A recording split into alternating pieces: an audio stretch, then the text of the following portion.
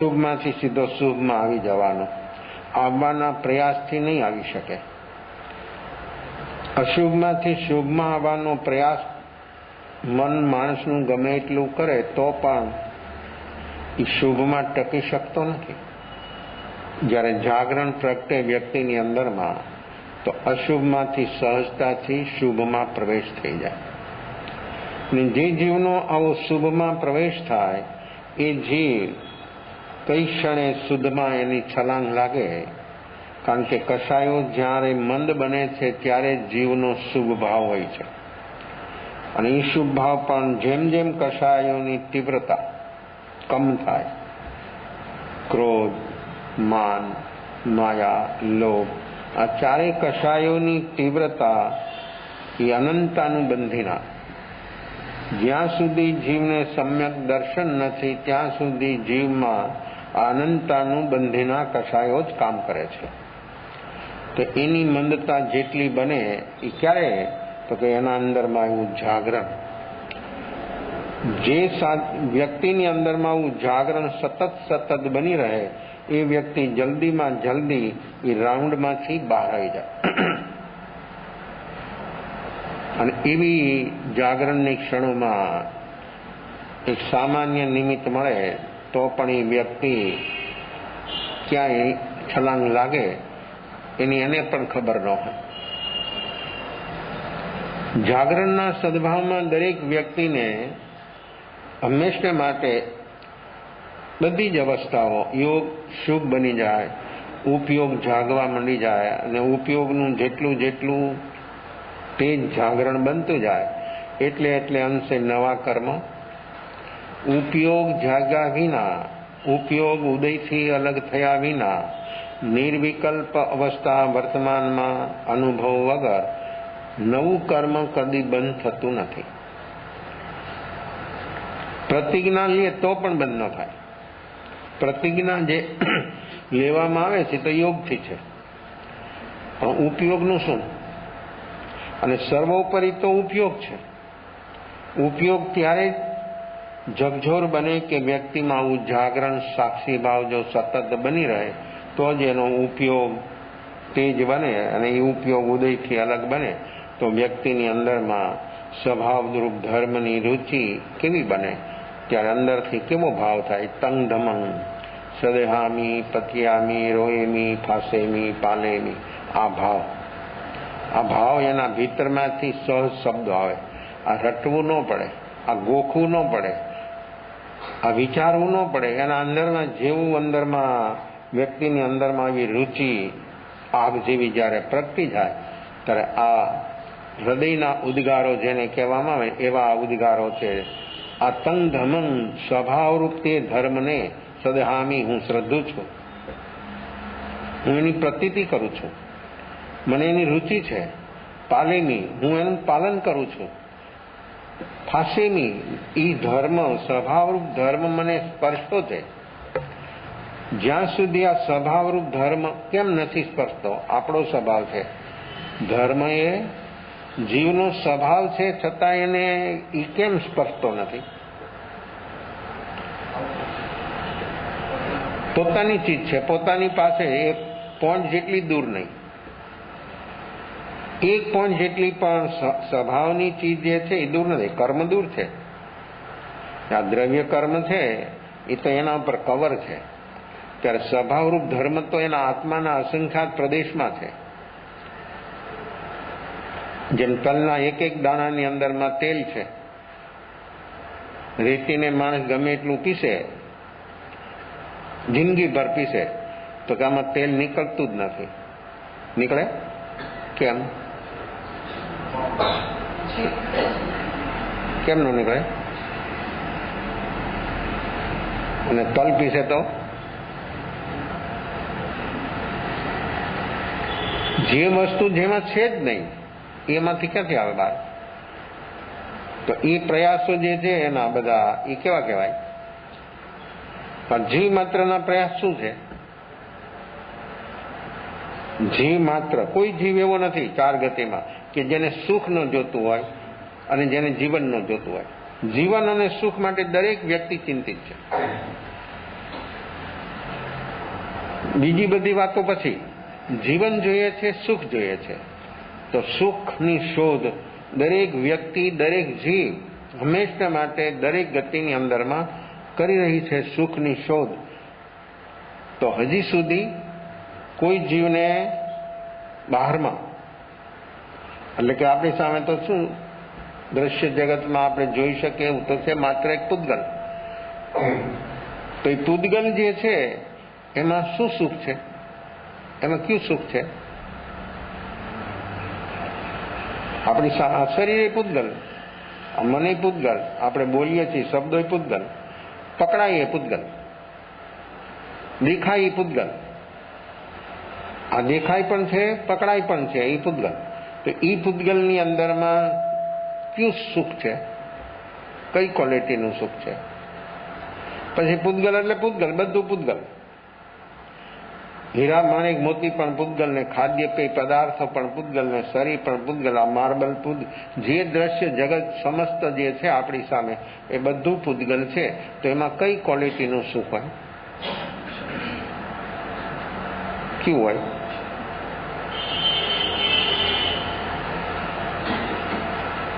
છે તો એ હોશપૂર્વક બોલો છો? નથી એમ બોલો છો તો એ હોશપૂર્વક બોલો છો? સાંભળીને માણસ સાંભળીને પણ ઘણી વાર એ તોતા રટનમાં ગયો જાય, અને એ તોતા રટન પણ માણસને બેહોશીમાં લઈ જાય. આ રટન નથી કરવાનું, આ તો જાગવાનું છે. અને હોશપૂર્વક જો માણસ બોલે તો નક્કી જ છે કે એને પોતાને અનુભવ છે. જે વ્યક્તિ હોશપૂર્વક જે પ્રવૃત્તિમાં જોડાય એ નક્કી થઈ જાય કે આ વસ્તુ આની અંદરમાં છે ને, છૂટી જાય, છોડવું ન પડે, એને કોઈ સમજાવવું ન પડે. જે વ્યક્તિ જે પ્રવૃત્તિ હોશપૂર્વક કરે એને ખ્યાલ જ આવી જાય થોડી ક્ષણોમાં કે આ વસ્તુ હું જે શોધ કરું છું આમાં નથી, એટલે એ બંધ કરી દે, બીજી શોધ કરે. મને જોઈએ છે એ ચીજ આમાં નથી, પછી એની પાછળ શું મહેનત? તો દરેક જીવ જન્મથી મહેનત કરે છે પૂતગલમાં સુખ મેળવવાની. તો જે વસ્તુ જેની અંદરમાં ક્યારેય પણ હતી નહીં, છે નહીં ને થવાની નથી, એમાં સુખ નામનો કોઈ પદાર્થ નથી, કોઈ વસ્તુ જ નથી. પૂતગલ જે છે આપણી સામે, કોઈ પણ પ્રકારનું પૂતગલ, એમાં શું છે? જો એના ગુણધર્મ છે એમાં, પણ વ્યક્તિને એના ગુણધર્મની ખબર નથી. અને એ વ્યક્તિ જો એના ગુણધર્મને પકડીને ખુશી થાય છે, આનું નામ બેહોશી. જો હોશ હોય તો એનો ઉપયોગ કરે ત્યારે એને બોધ થાય કે આનો આ ગુણ છે, મારો ગુણ છે, આ મારો ગુણ છે જાણવાનો, એ જણાવે છે, હું જાણું છું. બસ આત્માનો એટલે કે મારો સ્વભાવ જે છે એ જાણવાનો છે. જ્ઞાયક સ્વરૂપ છું હું, જાણવું તે જ મારો સ્વભાવ. જે વસ્તુ સામે આવે એને જાણ. અને જો જાણે તો વ્યક્તિની અંદરમાં રાગ દ્વેષ ન થાય. જો રાગ દ્વેષ ન થાય, જેટલા વ્યક્તિની અંદરમાં રાગ દ્વેષ ન થાય એટલે અંશે વ્યક્તિ વર્તમાનમાં પોતાના સ્વરૂપ તરફ ચાલે. પ્રવૃત્તિ બહાર છે પણ ચાલે છે ભીતરમાં. એનું પ્રયાણ ભીતરમાં થઈ રહ્યું છે, અને ભીતરનો જે પથ છે એનો પથ કમ થઈ રહ્યો છે. અને જ્યાં સુધી વ્યક્તિમાં આવું જાગરણ સાક્ષી ભાવ ન હોય ત્યાં સુધી એમ માને છે હું સ્વરૂપ તરફ ચાલું. સ્વરૂપ તરફનું કદમ પહેલું એ જ છે કે જાગરણ સાક્ષી ભાવ. જાગરણ સાક્ષી ભાવ વિના એનું કદમ કદી સ્વયં તરફ ઉઠતું જ નથી. એ જાગવું તે જ ચાલવું છે. ચાલવું એટલે પગથી ચાલવું ને બોલવું ને જોવું નહીં, એ પણ ચાલવું. જોવું ચાલવું છે, ચાલવું ચાલવું છે. મનનું પણ ચાલવું છે. મન ભાગે છે બુદ્ધ ભાવી, એનું એ પણ ગતિ. આ બધાની ગતિ છે. આપણા 10 પ્રાણની ગતિ છે, અને 10 પ્રાણ ચાલી રહ્યા છે. હવે એ વ્યક્તિની અંદરમાં જ્યારે જાગરણ પ્રગટ્યું, જાગરણ સાક્ષી ભાવ પ્રગટી જાય એટલે વ્યક્તિની અવસ્થા કેવી બની જાય? એ જ છે સાધનો. એમાં સાધનોમાં કઈ ફેર નથી.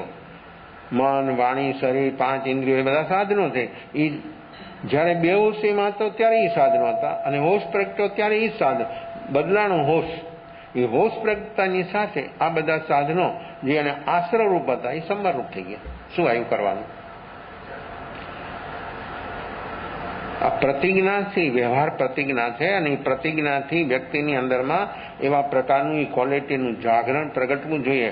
અને જો જાગરણ પ્રગટે તો એ વ્યક્તિની અંદરમાં સ્વયંની જે ચીજ છે એ એને અનુભવમાં આવ્યા વગર રહી ન શકે. આ સ્વયંને જો અનુભવ કરવો હોય તો વ્યક્તિ આવું જાગરણ સાક્ષી ભાવ એનામાં વર્તમાનમાં હોવું જ જોઈએ. અને જેનામાં આવું હોય એ વ્યક્તિ જરૂર બધામાંથી પાર સહી સલામત, એને કોઈ રૂકાવટ ન થાય, એને બહારમાંથી કોઈ રોકી ન શકે. રૂકાવટ તો માણસની નિમિત્તો આવ્યો અને બેહોશ હોય તો રોકાઈ ગયો મિનિંગ ભલે ચાલ્યો જાય, પણ જે પકડાનો શું થયું? રોકાઈ ગયો. એની ચેતના ત્યાં કંટ્રોલ થઈ ગઈ, એની ચેતના એનું કામ કરવા મળી ગઈ, અંદરમાં ઉપયોગ એના વિશેનું વિચારવા લાગી ગયો.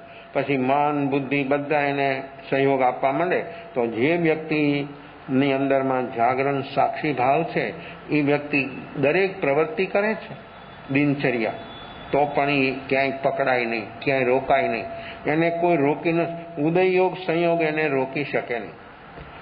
ઉદયયોગ સંયોગનો અવરોધ ત્યાં સુધી જ રહેવાનો કે જ્યાં સુધી વ્યક્તિ બેહોશ છે ત્યાં સુધી.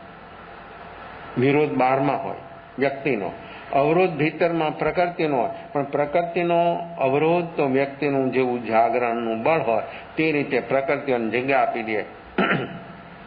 પ્રકાશ પ્રગટે એટલે અંધકાર વયો જ જાય, ને દૂર કરવાનો પ્રકાશ જ પ્રગટાવવો, અંધકારને દૂર નથી કરવો. પ્રકાશ જ્યારે પ્રગટી જાય તો અંધકાર રહી જ ન શકે. એમ વ્યક્તિમાં જાગરણ સાક્ષી ભાવ હોય તો આ પ્રકૃતિઓ રહી જ ન શકે, અને પ્રકૃતિઓને જગ્યા આપી દે ને એ નીકળી જાય. પછી એનું જે થવું હોય થાય.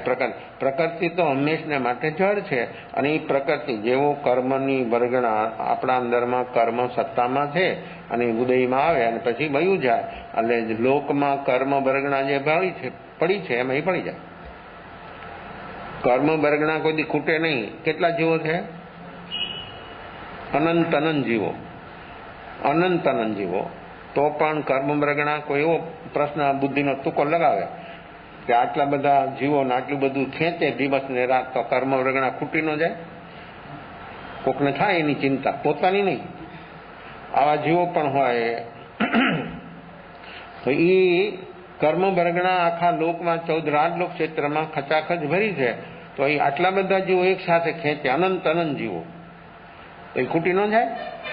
તો કે જે જીવો કર્મ રૂપ અવસ્થા એની બની છે, સત્તામાં જે પડ્યું છે, એ કર્મ નવું બંધાતું જાય છે અને પુરાણું બહાર આવતું જાય છે. એ પુરાણું જેવું એનાથી અલગ થયું, એટલે કર્મ વર્ગણા લોકમાં જે છે તેની સાથે ભળી જાય. સમયે સમયે બંધાય છે અને સમયે સમયે છોડે છે. તો આ સિલસિલો, આ સિરિયલ હંમેશને માટે ચાલુ જ છે.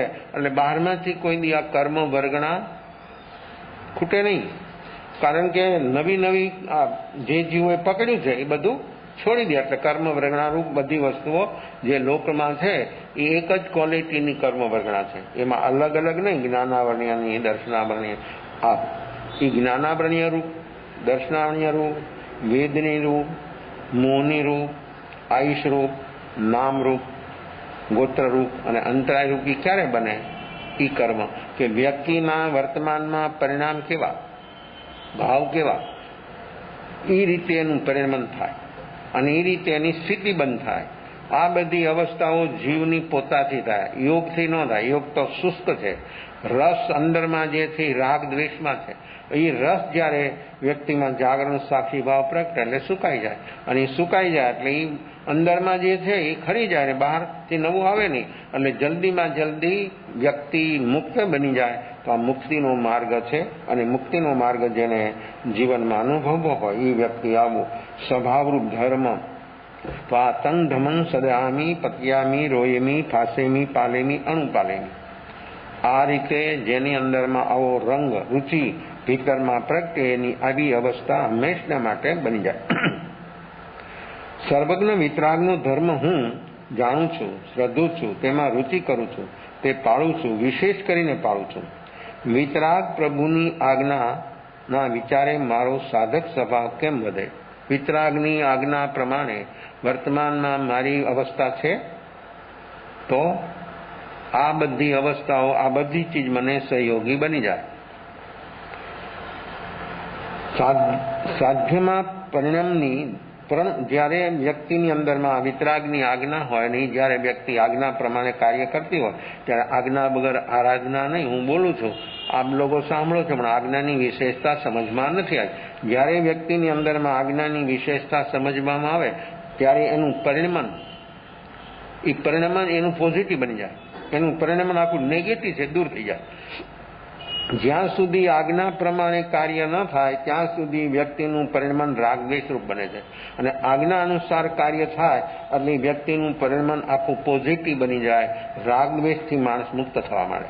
અને રાગદ્વેષ તો બંધના કારણ છે. એ બંધના કારણો, આજ્ઞાથી બંધનના કારણો જ ખતમ થાય. એના કરવાથી નહીં, એના પ્રયાસથી નહીં. અને એના પ્રયાસથી જો થતું હોત તો થઈ ગયું હોત અત્યાર સુધીમાં. કારણ કે આ 1-2 જન્મ નથી થયા, અનંત જન્મો થયા તો પણ હજી આ કામ થયું નથી.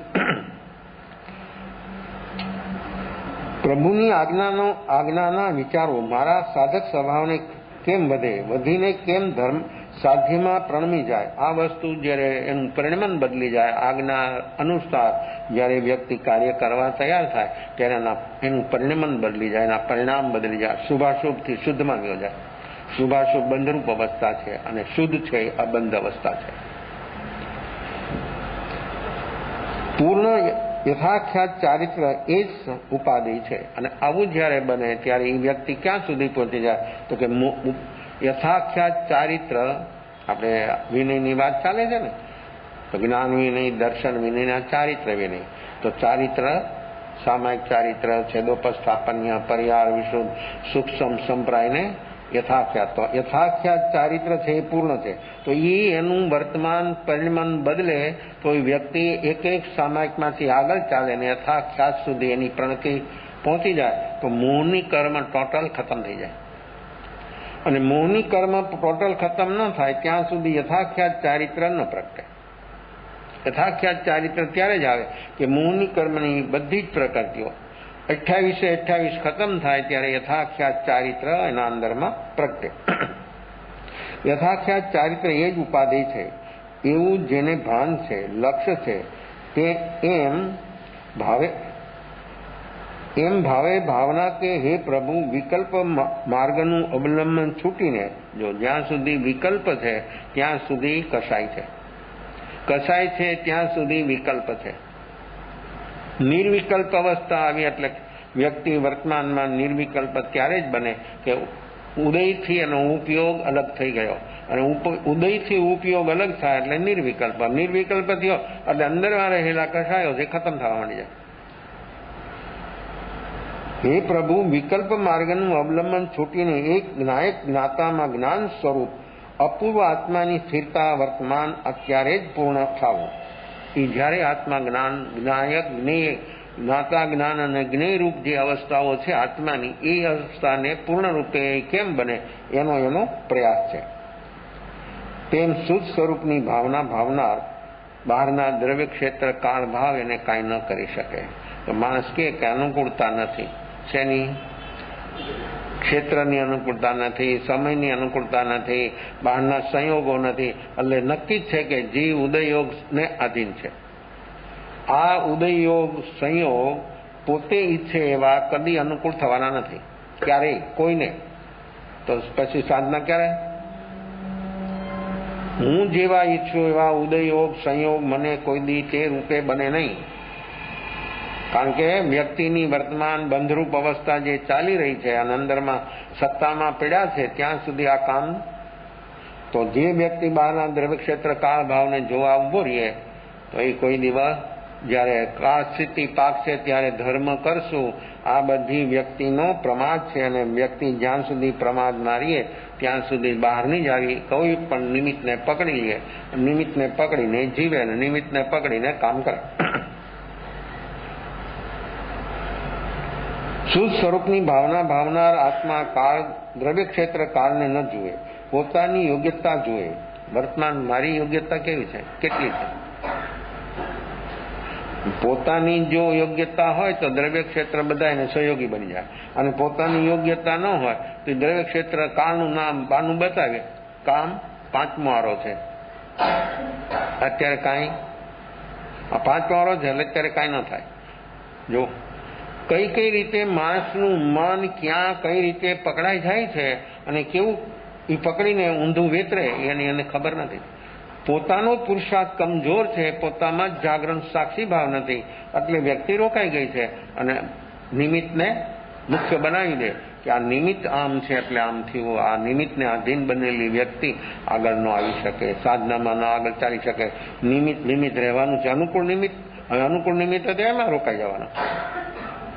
રોકાવું મિનિંગ તે નિમિત્તને અનુરૂપ વિચારોનું થવું. તો વિચારો થાય એટલે શું થયું? રાગ દ્વેષની વૃદ્ધિ, કષાયોની વૃદ્ધિ. તો શું થાય? તો નવું કર્મ કેટલું અને કેવું બને? તો આ વ્યક્તિની કોઈ પણ જીવની સામે કોઈ દી નિમિત્ત ન હોય એવું બને? કેમ ન બને? સામાન્ય માણસને તો નહીં, વિતરાગની સામે પણ નિમિત્ત હોય. વિતરાગની સામે પણ નિમિત્ત હોય. કેટલા? અનુકૂળ. જો એને બધા અનુકૂળ હોય. ભગવાન મહાવીર જયારે સાધના ક્ષેત્રમાં હતા ત્યારે એમને બધા પ્રતિકૂળ નિમિત્તો આવ્યા. કેવા? ઉપસર્ગો, દેવના, મનુષ્યના અને તિર્યન પ્રાણીઓના કેવા ઉપસર્ગો કર્યા. છતાં જો અંદરમાં એ ઉપસર્ગ કરવા વાળા જીવો પ્રત્યે એને અંદરમાં આમ 1 પોઈન્ટ જેટલો પણ દ્વેષ ભાવ ન થયો. કેમ? ગોવાળે ખીલા ઠોકી દીધા ને કાનમાં.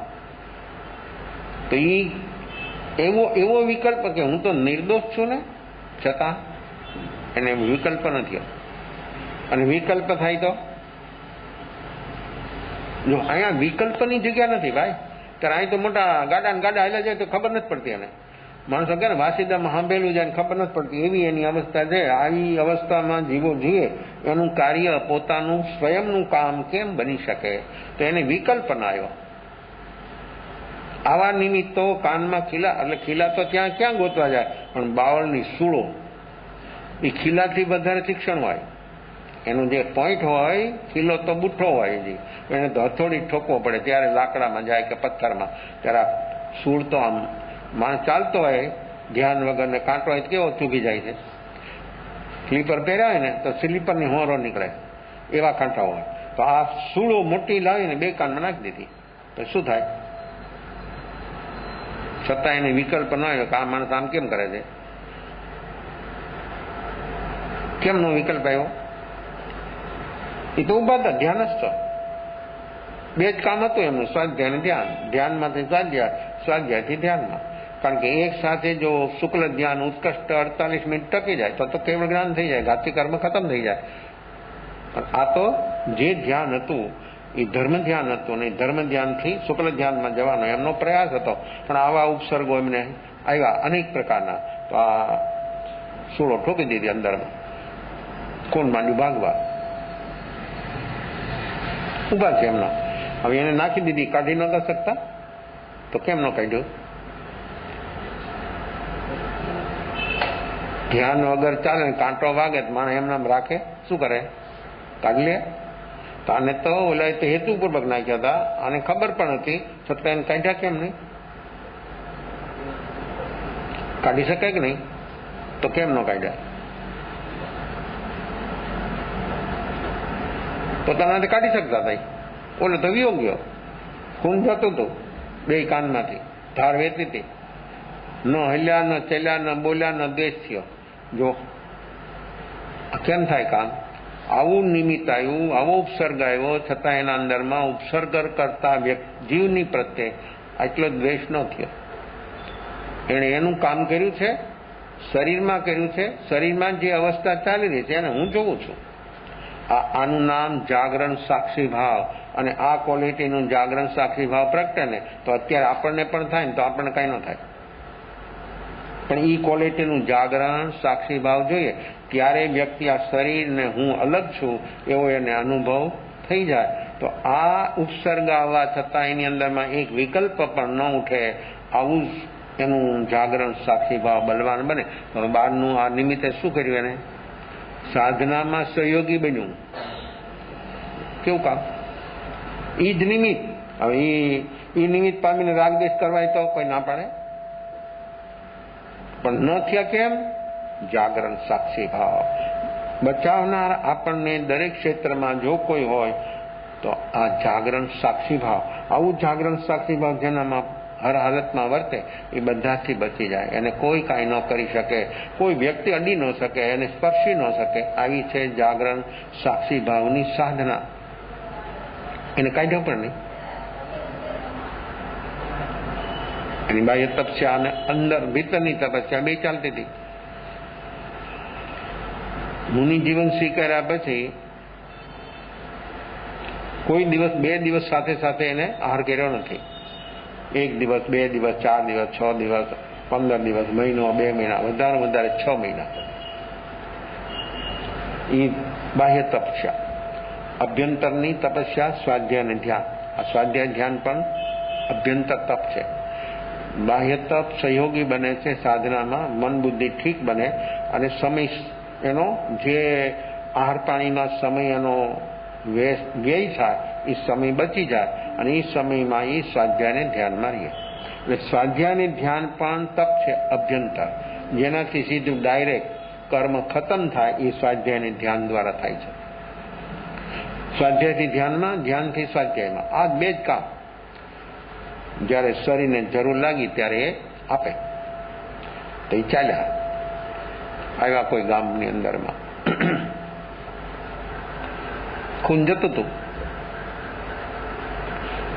કોઈ શ્રાવકે આ દ્રશ્ય જોઈ લીધું. આ કોઈ જીનકલ્પી મુનિ છે. એને ખબર નહોતી કે આ મહાવીર છે. જીનકલ્પી મુનિઓ છે એ ઉપસર્ગ માર્ગ, અપાદ માર્ગ ન સ્વીકારે કોઈ દિવસ. જીનકલ્પી જંગલમાં જ રહે, અપવાદ માર્ગ કોઈ હાલતમાં એ સ્વીકારે જ નહીં. સિંહ સામે આવે તો રસ્તો ન છોડે, સિંહની સામે હાલે. કોઈ પણ અપવાદ માર્ગ સ્વીકારે જ નહીં. તો આ કોઈ જીનકલ્પી મુનિ લાગે છે એવું એને ખ્યાલ થયો.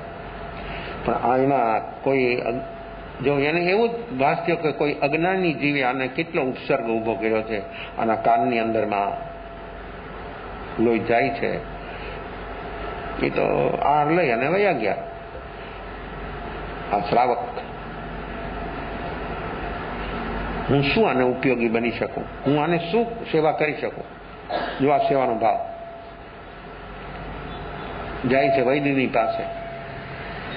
વૈદ્યની પાસે જઈને કહે છે કે એક સંત છે અને એટલા જીનકલ્પી સંત છે એ કોઈ અપવાદ માર્ગને કોઈ દી ન સ્વીકારે એવું મેં એમનું જીવન જોયું. એમને કાનમાં કોઈ ખીલા ઠોકી દીધા છે, આપણે એનો ઈલાજ કરવો છે. તો વૈદ કહે છે કે ઈલાજ શક્ય છે, થઈ શકશે, પણ 2 ચીજ જોઈએ.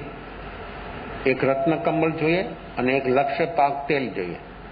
તો આ 2 ચીજ મારી પાસે છે, ચાલો. લક્ષ્ય પાક તેલ, તેલની અંદરમાં 1 લાખ ઔષધિઓ બનાવીને તેલ બનાવ્યું હોય. જેમાં આપણે લોકો હેર ઓઇલ નાખો છે ને, અનેક કંપનીઓના, એની આવી અવસ્થા ન હોય. એમાં તો કદાચ નાખ્યું હોય થોડીક ચીજો સુગંધ હોય મેન. આવું તેલ એની પાસે હતું. અને રત્નકમળ, એ રત્નકમળની કિંમત ₹1.25 લાખ. તો 2 ચીજ છે, ચાલો. વૈદ્યને લઈ જાય છે અને પોતાના ઘરેથી આ 2 ચીજ લઈ અને આ સંત જે રસ્તે ગયા છે એની પાછળ જાય છે. આ 2 આ તો ઘોર જંગલમાં જઈને ઉભા રહી ગયા.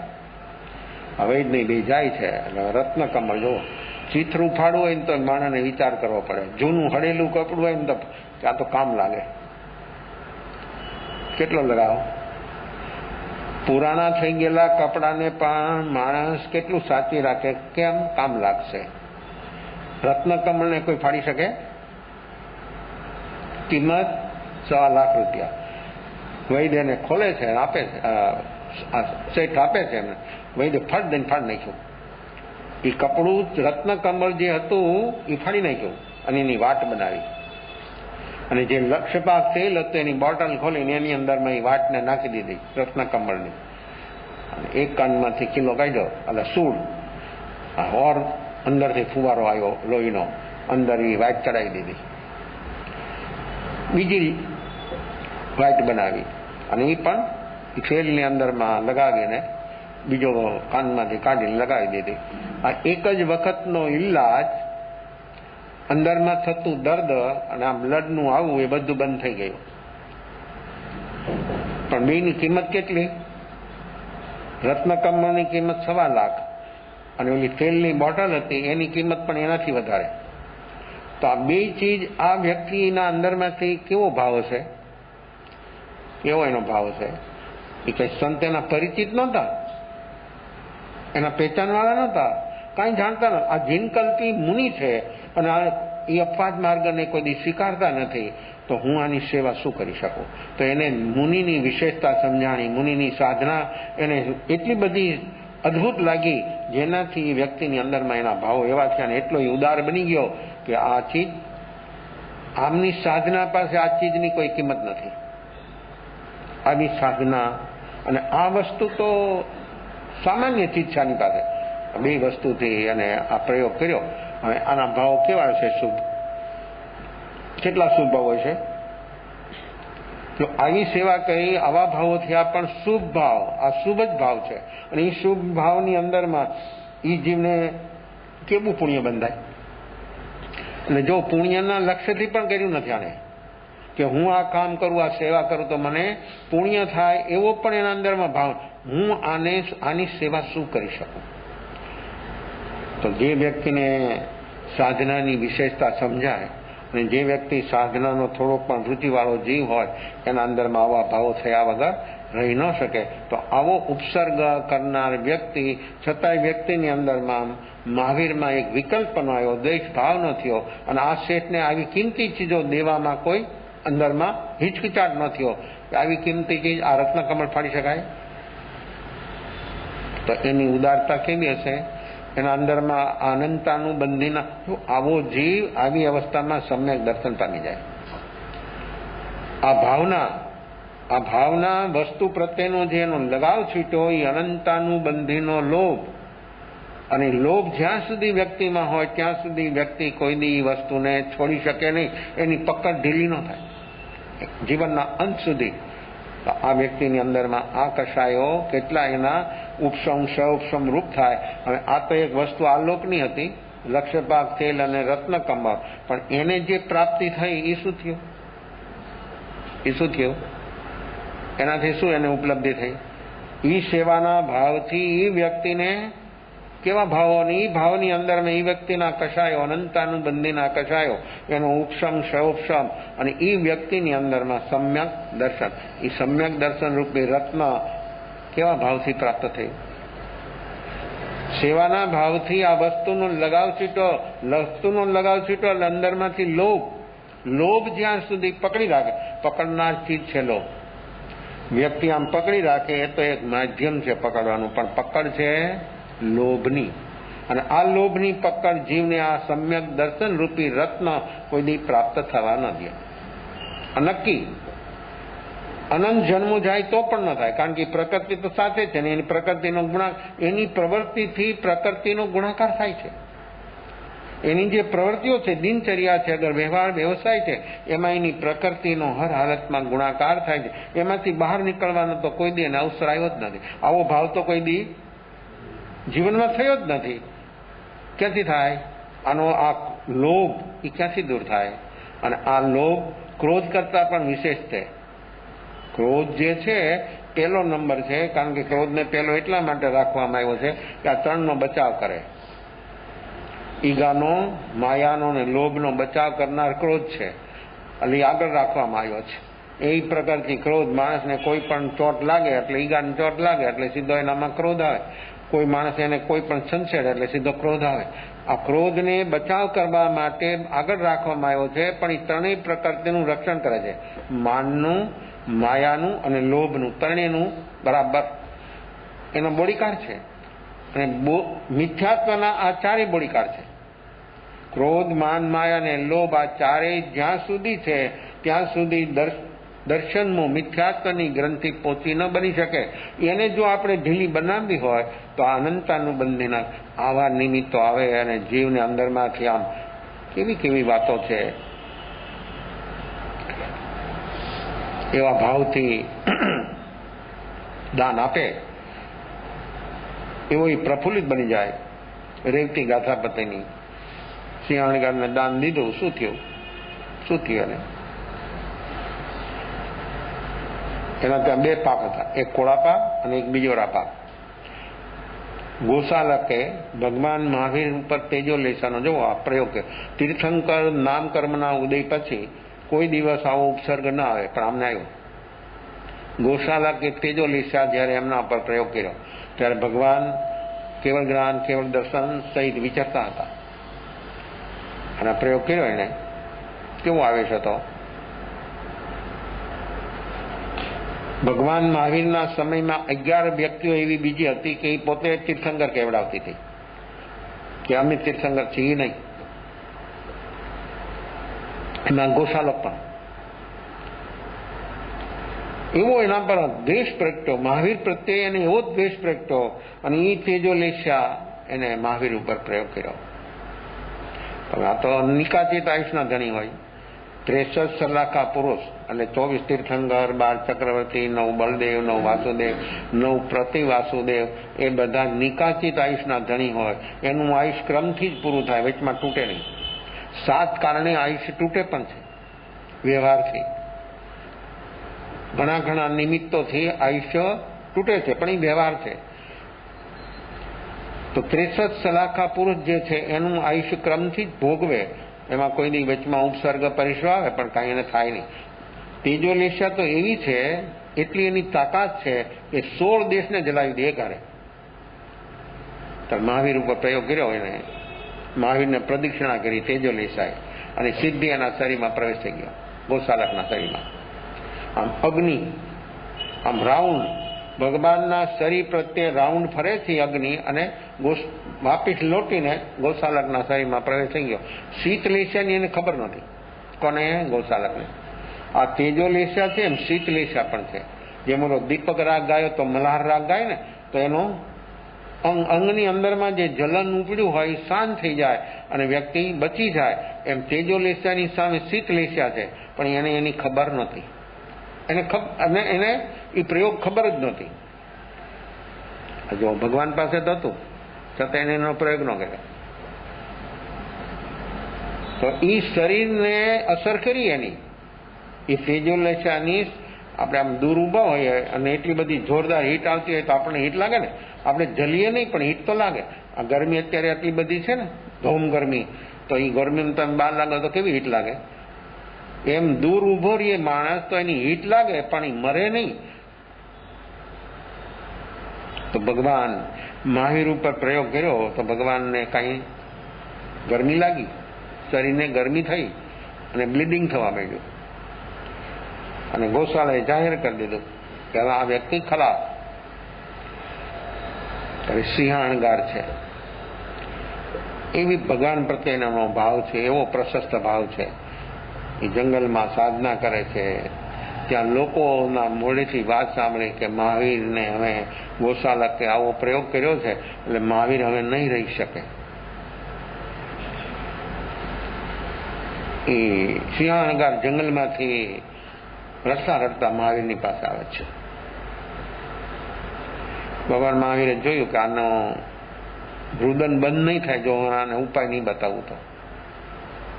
એટલો પ્રશસ્ત ભાવ ભગવાન પ્રત્યે. જો ગોશાલકનો દેશ એ શિષ્ય અને સિંહણગારે શિષ્ય, ગૌતમે શિષ્ય ને ગોશાલકે શિષ્ય પણ કાંઈ શીખો નહીં.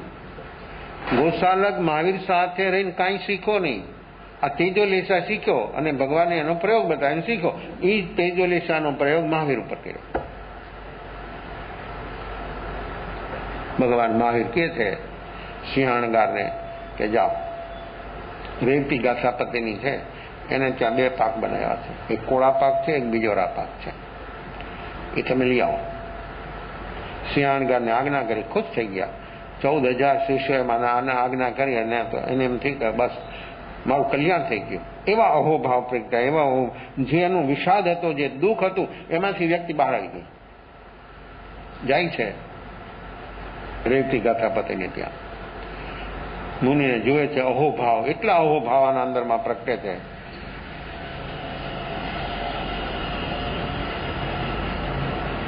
મુનિ કહે છે, તમારે ત્યાં 2 પાક બનાવેલા છે, એક કોળા પાક છે, એક બીજોરા પાક છે.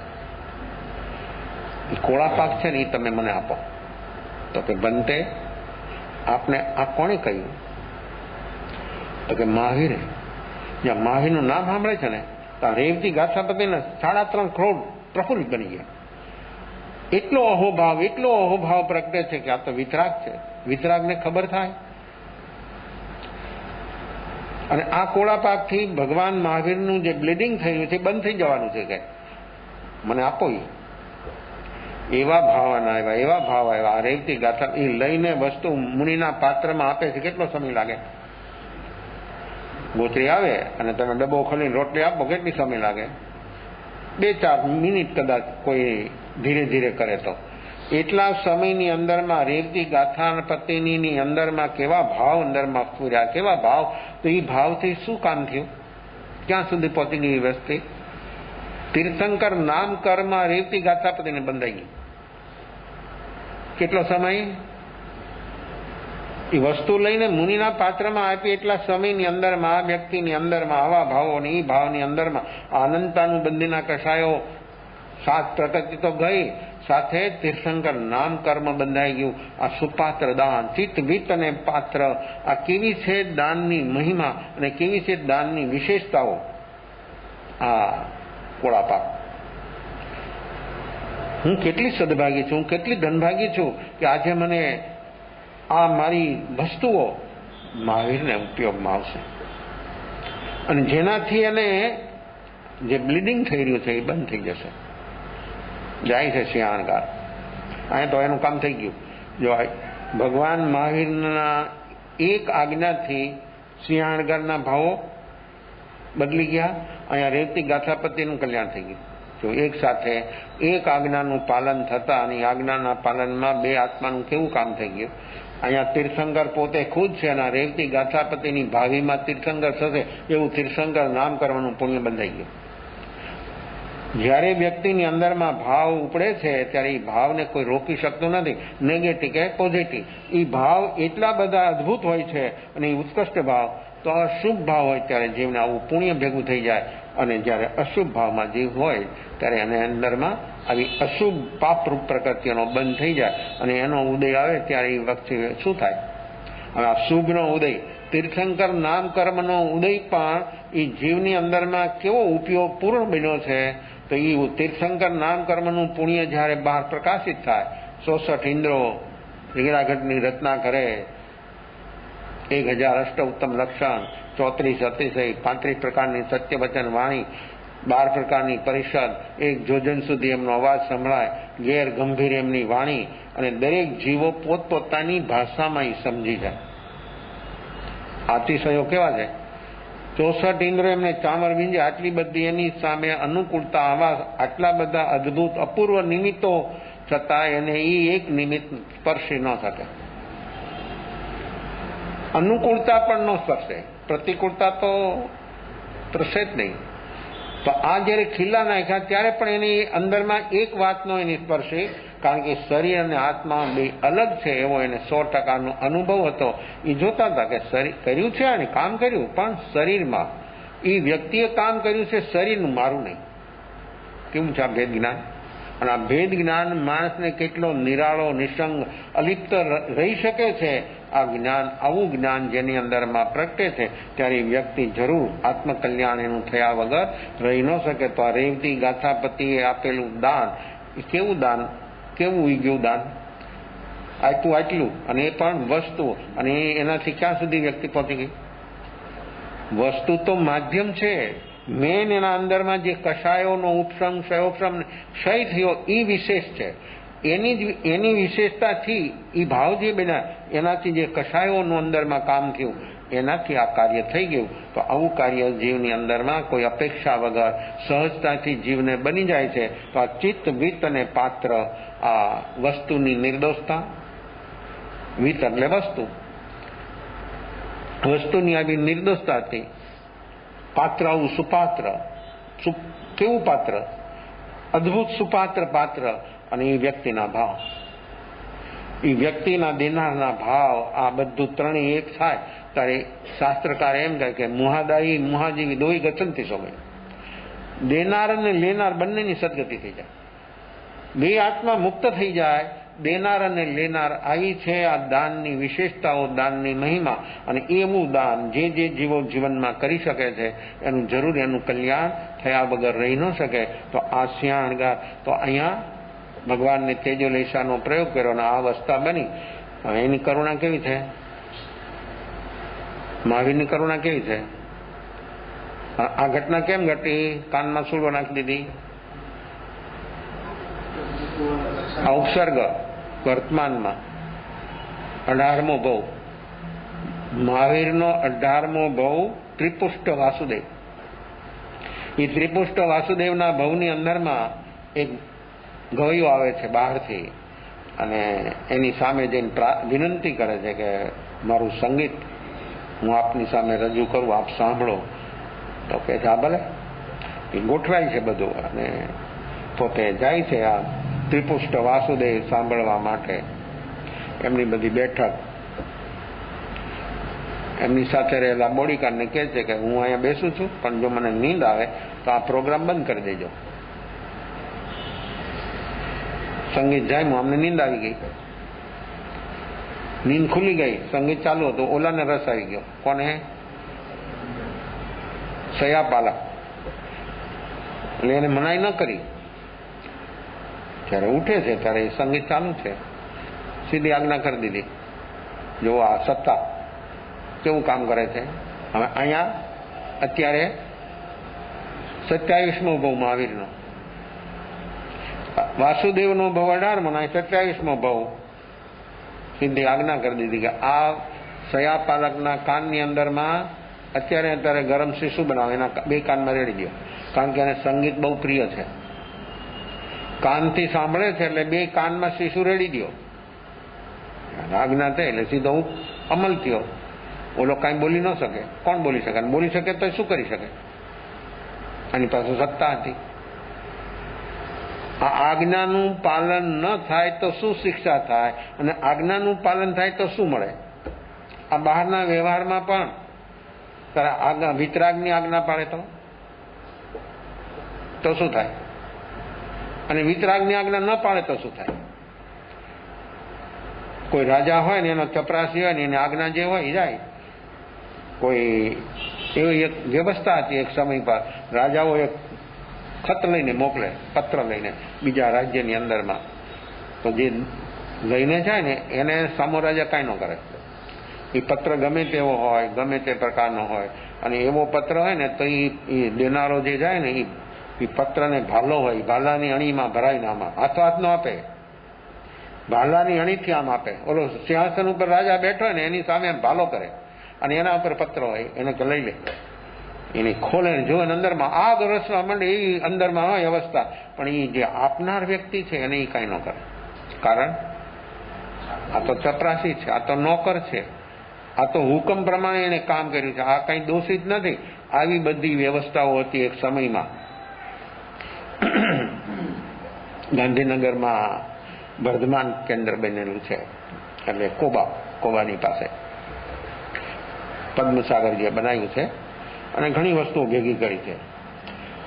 એમાં હીરવિજય સુરી, અકબર બાદશાહને બુઝાવનાર હીરવિજય સુરી, હીરવિજય સુરીને અકબર બાદશાહે લખેલો પત્ર છે.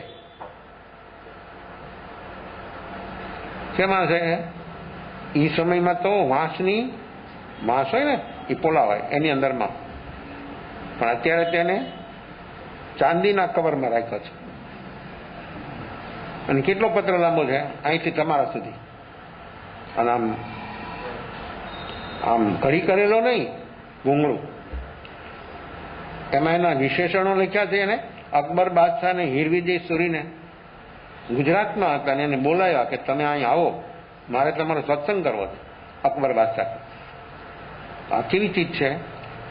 આવી આવી અનેકવિધ ચીજો આપણે જોઈએ ત્યારે એમ થાય કે માણસની અંદરમાં કેવા કેવા પ્રકારના ભાવો અને કઈ કઈ વસ્તુ ક્યાંથી ક્યાં વસ્તુ આવી તો એક પ્રતીક છે અત્યારે કે ભાવ વ્યક્તિના કેવા હોય છે આટલા સમય ઉપર પણ. તો ભાવ તો દરેક વ્યક્તિના કોઈ પણ ક્ષેત્ર હોય ને કોઈ પણ કાળ હોય, પણ ભાવ તો જ્યારે ઉઠે ત્યારે એને કોઈ રોકી શકતું નથી, શુભ કે અશુભ. તો આવા શુભ ભાવોની અંદરમાં વ્યક્તિ જ્યારે આગળ વધે ત્યારે જરૂર એનું કલ્યાણ થયા વગર રહી ન શકે. તો આવી આવી અવસ્થાઓ તો જે જીવોએ આવું કામ કર્યું ભૂતકાળની અંદરમાં અને વર્તમાનમાં ચાલે છે, તો એ સયા પાલકના કાનમાં શીશુ રેડી દીધું. આ કાંઈ કરી શકે એમ હતો નહીં, પણ મનમાં ગાંઠ બનાવી. શું ગાંઠ બનાવી? આનો બદલો લેવો છે. જોઈ લો, આ બદલો લેવાના ભાવથી અંદરમાં ગાંઠ બનાવી દીધી અને આ 27માં ભાવે આ મહાવીર બને છે અને આ ગોવાળ. અને આવો ભાવ કેમ થયો? એના કાનમાં બીજી શિક્ષા ન કરી, ખટકા નો માર્યા, લાકડી નો મારી અને સીધું એના કાનની અંદરમાં આવો વિચાર કેમ સૂજ્યો? પેલા ગસ્સુ કુમારને રોમિલ બ્રાહ્મણે એ તો ઉપાડીને સીધા આ ચિત્તા જલતી હતી ને એમાં નાખી શકતો હતો, છતાં એ કામ ન કર્યું અને સીધું એને મસ્તક ઉપર પાર બાંધીને ખેરના અંગારા નાખ્યા. એ કેમ કર્યું? ભૂતકાળમાં માથા ઉપર નાના બાળકના ઉપર સોગરો રોટલો ગરમ ગરમ બાંધી દીધો હતો. તો જો એને એ વિચાર કેમ આવે? એ વિચાર કેમ આવે? આને ખતમ જ કરવો હતો ને તો ઉપાડીને ચિત્તામાં નાખી શકતો હતો. ચિત્તા જલતી હતી. દ્વારિકાના મહાકાળી શમશાનમાં ચિત્તા જલતી હતી, એમાં ઉપાડીને સીધા મૂકી દેતી, કાંઈ કરવાનું નહોતું. અને ઓલા હલે એમ નહોતા, પણ આબુ હોઈ ગયું કારણ કે એને મસ્તક ઉપર. તો અહીંયા એને કાનમાં શીશુ રેડ્યું હતું ને, તો આને કાનની અંદરમાં સૂળો નાખી દીધી. કેટલા સમય પછી આ જો ગુણાકાર. અને અત્યારે પણ મહાવીર તો કરી શકે એનો પ્રતિકાર, પણ અત્યારે મહાવીર કાંઈ કરી શકે એટલે કે એના અંદરમાં દ્વેષ ભાવ ઉઠે તો કરે ને, એવું એના અંદરમાં. જો એ વાસુદેવનો ભાવ અને અહીંયા એ જીવ હતો ને, ભાવમાં કેટલો ફેર થઈ ગયો? શેનાથી થયો? એ મનુષ્ય હતા, ત્રિપુષ્ટ વાસુદેવ મનુષ્ય હતા, અને અહીંયા અત્યારે આ મહાવીર પણ મનુષ્ય જ છે. તો એને એ વખતે એવો ભાવ થયો અને અત્યારે એને અંદરમાં વિકલ્પ ન આવ્યો કે આ માણસે મારા અંદરમાં આવું કેમ કામ કર્યું, આવું સૂળો કેમ નાખી દીધી? દ્વેષ ભાવ ન થયો. જો આનું નામ સાધના. એટલે જીવ જ્યારે જાગે છે ત્યારે જ આ અંદરમાંથી ગાંઠો ખુલે છે. જ્યાં સુધી જીવ ન જાગે ત્યાં સુધી એક એક જન્મની અંદરમાં આવા અનેકવિધ નિમિત્તો મળતા જાય અને જીવ આવી બદલો લેવાના ભાવની આવી ગાંઠો બનાવતો જાય. આવી જ્યાં જ્યાં ગાંઠો બને ત્યાં જીવનો જન્મ વધે. તો અહીંયા મહાવીરે બધા જન્મનો તો છેદ કરી દેવો હતો. જન્મના કારણો ખતમ થઈ કરવાની સાધના ચાલતી હતી. એમાં દ્વેષ ભાવ થાય તો પાછળ નવું કર્મ ઊભું થાય. અમે જન્મ તો જોતા નહોતા, તો જન્મનું કારણ જ છેદ કરી નાખ્યો. આવી છે સાધના સાધકોની. અને જ્યારે આવો રુચિને રસ જેવું જાગે ત્યારે આવું કાર્ય સહજ રીતે બની શકે છે. 18મા ભાવમાં કરેલું કર્મ અહીં 27મા ભાવમાં ઉદયમાં આવ્યું, અને અહીં ઉદયમાં આવ્યું તો કેવું સ્વીકાર?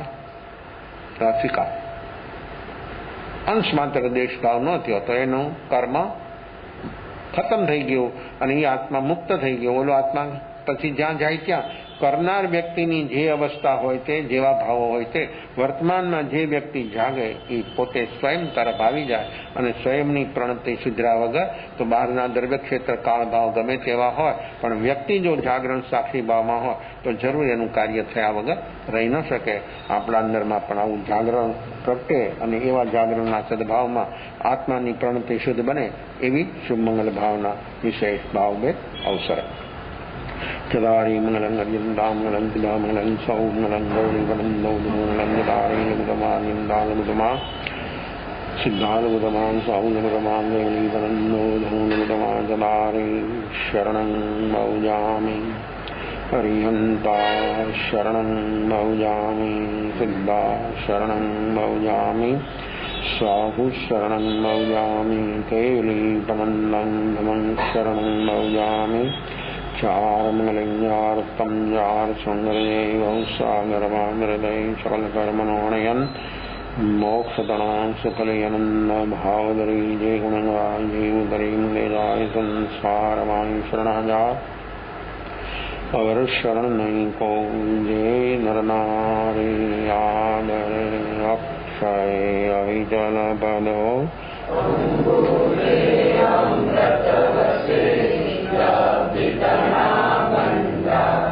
श्री गुरु गौतम समलिये अनवंचित परदाता भावे भावन वालिये भावे दीजे दान भावे धर्म आराधिये भावे केवल ज्ञान भावे बदले रमान लिखो लो आया नीलम पाया नीलम करेमी पंजाबी नमस्कामी सत्कारेमी सम्मानेमी कल्याणं मंगलम देव्य श्रेय प्रजासन्मस्तेन लिखो लो आया नीलम पाया नीलम करेमी पंजाबी नमस्कामी सत्कारेमी सम्मानेमी कल्याणं